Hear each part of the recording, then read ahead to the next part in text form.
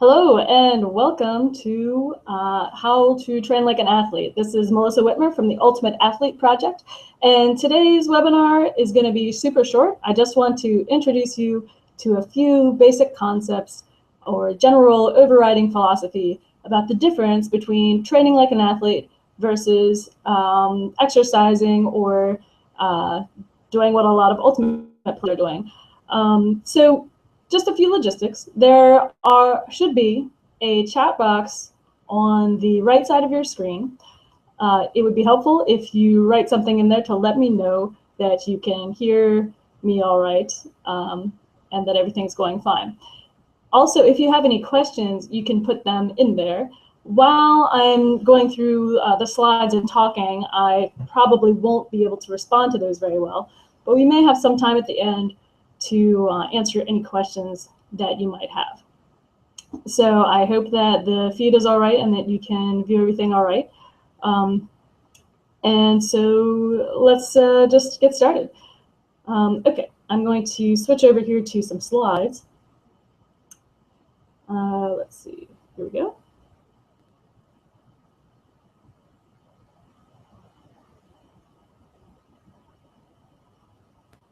All right, so hopefully you can see this. The title of my talk is How to Train Like an Athlete and Why You're Probably Doing It Wrong. So, I think one of the major problems right now in the ultimate community is that a lot of ultimate players are stuck on general fitness programs rather than being on programs that could really help them make the most of their athletic potential. So, why should you care about training like an athlete? Well, I think one of the main reasons is if you want to be taken seriously as an athlete, then you need to take yourself seriously. So, if you're in the semi-pro leagues, you're trying to get more press for the sport, you want to move past this stereotype of ultimate players as pot-smoking hippies. You want to be taken seriously. So, you should take yourself seriously as well. Now, I know that no one's getting paid millions of dollars to play Ultimate, and you're not going to have the same resources as a professional athlete. But that doesn't mean that you can't at least take some of the principles and improve your training.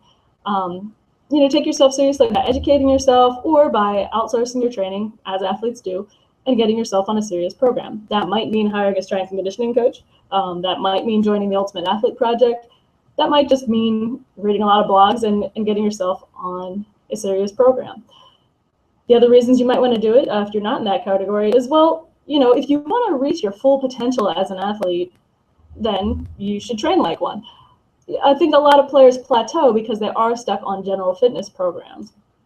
And so the kind of results they get are being able to do more, focused on volume. We'll talk about that later, but not focused on the things you really need to focus on if you're going to increase your performance. Things like vertical jumping ability, power, acceleration. Those are the things that you need in order to get those run-through Ds, those awesome layouts, and skying people.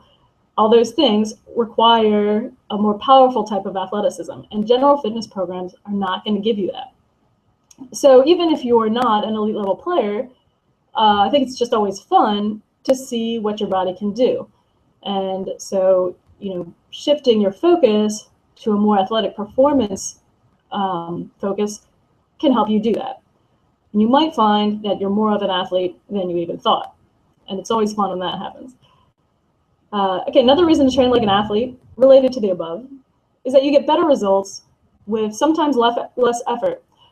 Maybe not always less effort, but maybe a different kind of effort than you're used to putting in.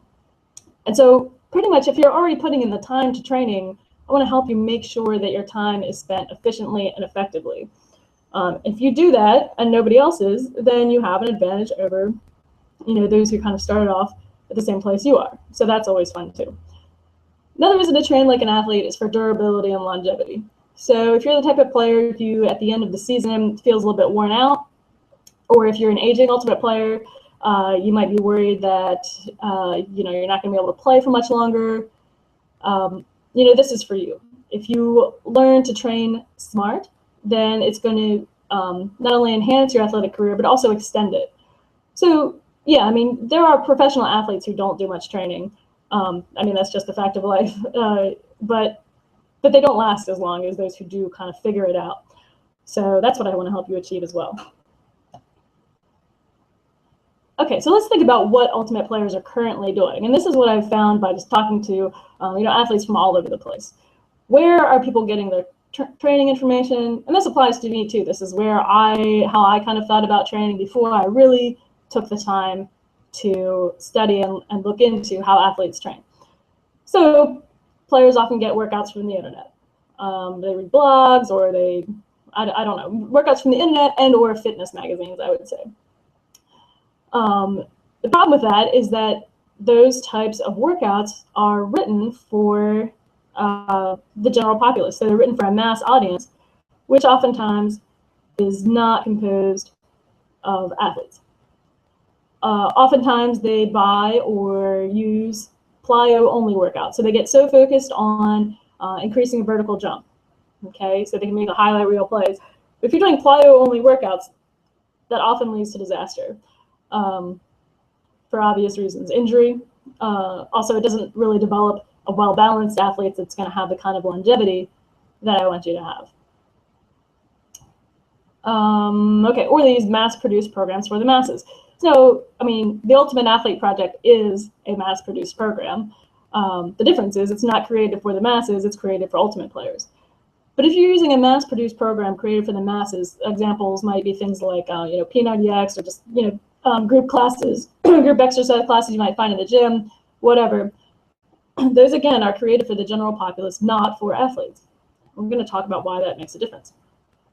The other thing players use are routines that are passed down from other ultimate players.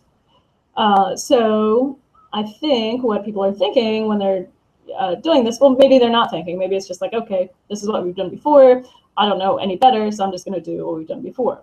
Or it's like, well, it's worked for this player or this team in the past, so it should work for us. Well, that's not totally terrible. That's just not going to be the most effective. And I think there's a lot of improvements that we can make as a community in the way that we think about our training. So I'm going to encourage you to question the routines that you have had passed down to you and think about if there's ways you can make improvements, or in some cases, really what needs to happen is a complete overhaul of the training philosophy. Okay, so there is a huge opportunity here for improvement, both in your individual training and in the training of the teams that you're a part of. So I really want to stress that there is a big opportunity for improvement here, and if you take advantage of these principles, you can really see, no matter where you're currently at, a large improvement in your athletic ability. And that just makes playing Ultimate a lot more fun. And so that's really what it's all about in the end. Like I said, if you're already putting in the time to training and you just make sure that it's efficient and effective, you're just going to have a lot more fun on the field. Okay, so what are the common outcomes of the ways players currently train or get their training information? A huge common outcome is just too much volume. It is difficult to hold players back from doing more. And we'll talk about why this is in a minute, or maybe in a follow-up webinar. But just doing too much. It's easy to do too much. It's like fun for team bonding to push through a hard workout, and that's fine every once in a while. But I think that ultimate players do that too much, and this causes a lot of kind of wearing out, burning out, increase in injury, things like that. Relatedly, prioritizing endurance over everything. So because Ultimate is often played tournament style, there's lots of games, people think that it's an endurance sport, when really it's not once you get past a certain level. Once you're thinking about athletic performance, making those highlight reel plays, sprinting over and over again, it's a different kind of endurance. So yes, it requires sprint endurance, power endurance, but that's different than just general endurance. And oftentimes, ultimate players measure what they think of as their overall fitness by their endurance. And if they lose some of that endurance, they start to freak out. I want to encourage you not to freak out. We're going to try to change the way you think about your performance and your training. Common outcomes, also injury. Part of the reason teams are large is because you need to absorb having some injuries. You can't prevent every injury. There may always be injuries. However, I think a lot of these injuries are preventable with proper training. Another outcome, feeling burnt out, feeling worn down by the end of a long season. It's a common outcome.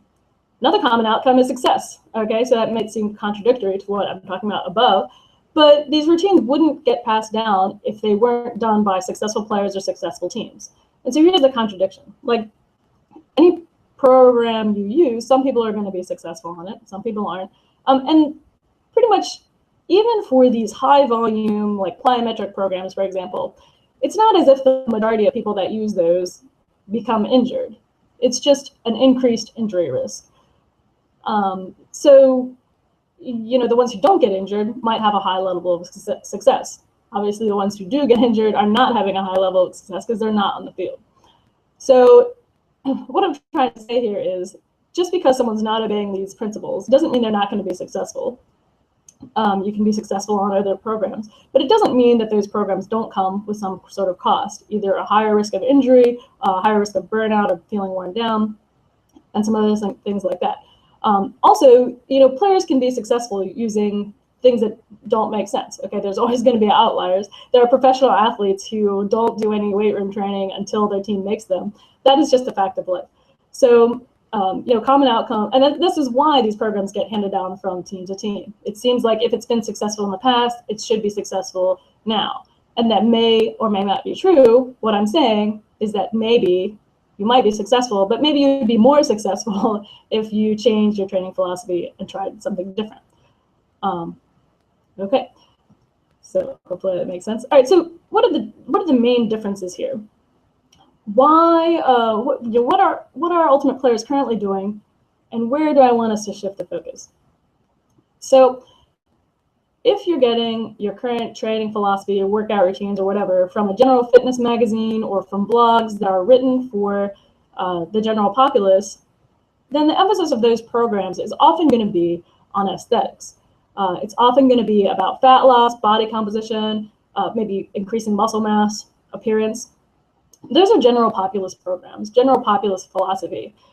And often those types of programs are, you know, about workouts, about the workout, rather than about long-term planning.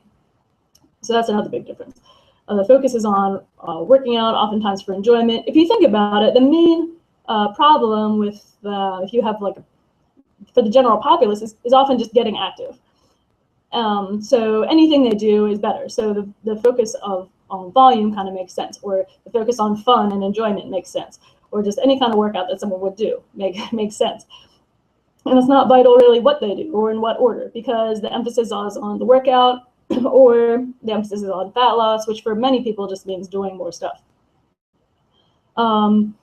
Now, oftentimes the emphasis is on aesthetics for those who already are active, burning fat, gaining muscle mass. And while that might not be terrible, that again might not be, or is not really, the most effective thing for athletic performance. If the focus is on fat loss over everything else, you might be sacrificing power and speed. If the focus is on gaining muscle mass, you might also be sacrificing power. You might also be sacrificing movement quality. So for programs that are designed for athletes, the emphasis is a lot different. Your emphasis is obviously on performance, not aesthetics. The emphasis is on things like speed and power and functional strength that translates to the ultimate field. So that's different than having the emphasis on doing more, burning fat or whatever. And we have a long-term kind of goal in mind. So for the general populace, the emphasis is often on how I feel now during the workout. Whether when we're training for ultimate, we're training for results. And so an individual workout is part of an overall plan for performance. It's not about how I feel during this particular workout on a Wednesday evening. It's about how does this workout on a particular Wednesday evening fit in to how I'm going to perform in May or October. That is the main difference. Okay. So I think this quote, this is one of my favorite quotes from Mark Ruperto, kind of sums it up. And we're going to talk about these concepts in more detail in some future webinars next week. So this one I wanted to keep really short and sweet because I did an hour webinar a couple months ago, which was fine, but maybe not everyone wants to listen to me talk for an hour. So we're kind of breaking it up into chunks. But this kind of sums it up. Capital T training is the process of driving a physical adaptation in a specific direction for a specific purpose. So for us, that's training for ultimate. While capital E exercise is what we do for the way it makes us feel today, before, during, and after a workout itself. And for most people, blah, blah, blah, exercise is enough. It's better than sitting on your butt. And at some point, some of these people will graduate to training. When this happens, planning must occur. So there's two parts I want to highlight here. There is the idea of how things make us feel, and we're going to talk about that next time. There's also the idea of planning. Okay, and I think the misconceptions about these two things, how a training session or a workout session makes us feel and how it translates to performance, that's one thing where I think players get tripped up. The other part is planning, not knowing how to plan in a logical way, or not planning at all. So, in this session, I just want to give you kind of an overall view of what the differences are and why they're important. Next week, I'm going to have a brief webinar, again, another 15, maybe 20-minute things, and I'm going to talk about how exercise or training makes us feel. Because a workout that's focused on, say, the cardiovascular system, it's easy to feel that. Okay, your heart rate increases, your breathing increases, your blood flow increases, you feel warmer. Those are all things that you can feel really easily, and so you know you're doing a good job in that type of training. Whereas the type of training ultimate players need most is about the nervous system. That's about learning how to recruit as many muscle fibers as possible, as quickly as possible, in a coordinated fashion. Doing that properly is hard to feel. So for instance, if you just execute one max vertical jump, it doesn't make you tired. There's no real indication after the fact that you've done anything. And so it's hard to feel when you're doing a good job. And I think this is why it's difficult for ultimate players to really focus on that type of training in the appropriate way. So next time we're going to talk more about that and how to think about nervous system training. Okay, so does it really matter if you are training like an athlete versus training for general fitness? How much difference does it really make? Because some of what we're talking about are really just small changes in philosophy.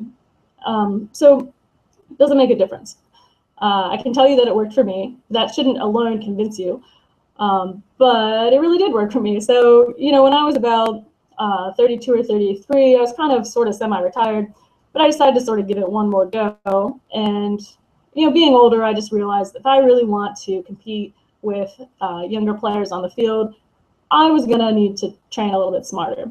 Now, I already had a kinesiology degree, but you know what I learned there was not super specific about how athletes train. Like, sure, I had some general principles, general overview, but I didn't really have any experience with you know, high-level athletes. I didn't really know how they did it. So I spent a lot of time researching it. I also worked in a place where professional athletes did train, and sort of learned how to do it and then executed it. And it made a huge difference. So I was a much better athlete in my early 30s than I ever was in my early 20s, despite in some ways having shorter workouts and doing less. So when I was in my early 20s, I was a graduate student. Oftentimes I was working out once or twice a day, hours at a time, you know, spending an hour and a half in the weight room, then going out and playing Ultimate for 3 hours, pick up or whatever.